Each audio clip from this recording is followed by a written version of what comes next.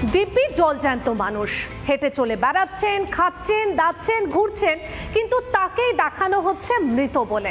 একদম ঠিক ধরেছেন, ভোটার তালিকাতেই এই গরমিল। আর এই গরমিল সামনে আসতে রীতিমতন শোরগোল পড়ে গেছে মুর্শিদাবাদের জলঙ্গিতে। জলঙ্গির দায়েরপাড়া এলাকা এবং সেখানেই বছর ৪৫-এর নাসির বিশ্বাস, তার মূলত যেটা অভিযোগ যে তিনি জীবিত রয়েছেন, কিন্তু ভোটার কার্ড থেকে তার নাম বাদ দেওয়া হয়েছে এবং ডিলিটেড লেখা রয়েছে।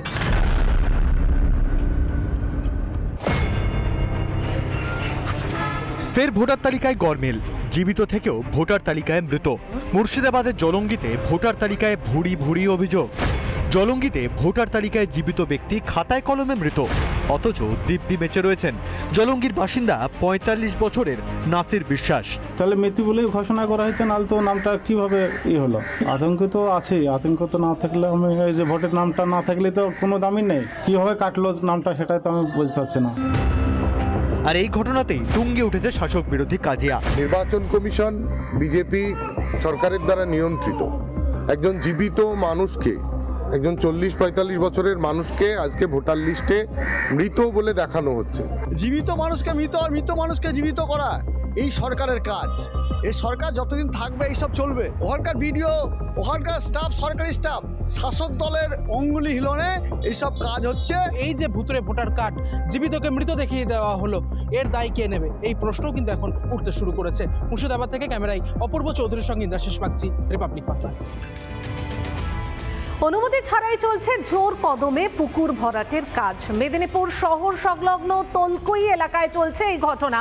আর এই ঘটনা যখন প্রকাশ্যে আসে, তখন পঞ্চায়েত সদস্য সাফাই যে পুকুরের পাড় বাঁধানোর জন্য নাকি মাটি ফেলার কাজ চলছে। পুলিশ ঘটনাস্থলে আসে, এসে রীতিমতন হাতে নাতে পাকড়াও করে দুটি ট্রাক্টরকে এবং এরই পাশাপাশি কাজও বন্ধ করিয়ে দেয়।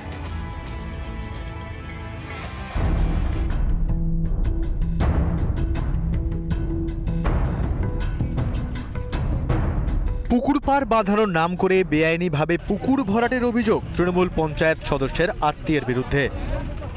মেদিনীপুর শহর সংলগ্ন তলকুই তোলাপাড়া এলাকায় এভাবে কিন্তু মাটি ফেলার কাজ চলছিল, একদম পুকুরকে প্রায় ভরাট করে। যাদের পুকুর তাদের যুক্তি পাড় বাঁধানো হচ্ছিল, কিন্তু তার কোনো বৈধ অনুমতি ছিল না।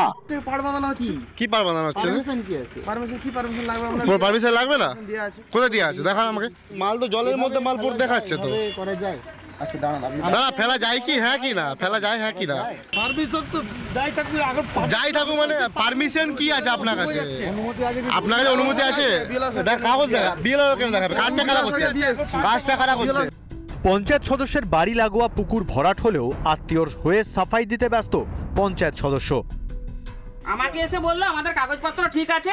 আপনি দেখেছিলেন? আপনি দেখেছিলেন? পাড়টা বাঁধানো হবে। না, আপনি কাগজপত্র ঠিক আছে বলে দেখেছেন? কাগজপত্র আপনি দেখেছেন? না দেখে আপনি মৌখিক পারমিশন দিতে পারেন? কোনো কাগজ না দেখে আপনি পারমিশন দিতে পারেন মৌখিক? আবার ওরা বলছে কি করে বুঝতে পারছেন? রিলেটিভ, পঞ্চায়েতের রিলেটিভ, হ্যাঁ সেই সুবাদেই করতে পারছে। সমস্ত সরকারি নিয়মকে অগ্রাহ্য করে পুকুর ভরাটের কাজ চালিয়ে যাচ্ছিল।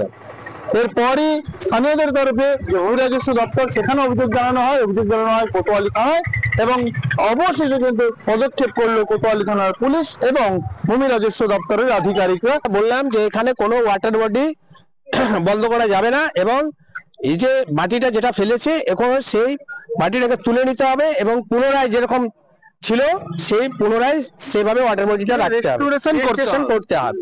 কোনো অনুমতি ছিল না? কোনো অনুমতি ছিল না। যে গাড়িতে করে মাটি ফেলা হচ্ছিল সেই গাড়িগুলিকে যেমন আটক করা হয়েছে, একইভাবে এই পুকুর থেকে মাটি সরিয়ে নেওয়ার নির্দেশও দেওয়া হয়েছে, পুরো কাজ বন্ধের নির্দেশ দেওয়া হয়েছে। মেদিনীপুর থেকে ক্যামেরা পার্সন মৃন্ময়ের সঙ্গে সুদীপ্ত। নানা ধরনের কন্টেন্ট দেখার জন্য লাইক করুন, শেয়ার করুন আমাদের ফেসবুক পেজ, সাবস্ক্রাইব করুন আমাদের ইউটিউব চ্যানেল। পাশাপাশি অন্যান্য ব্রেকিং নিউজের জন্য অবশ্যই চোখ রাখুন রিপাবলিক বাংলায়।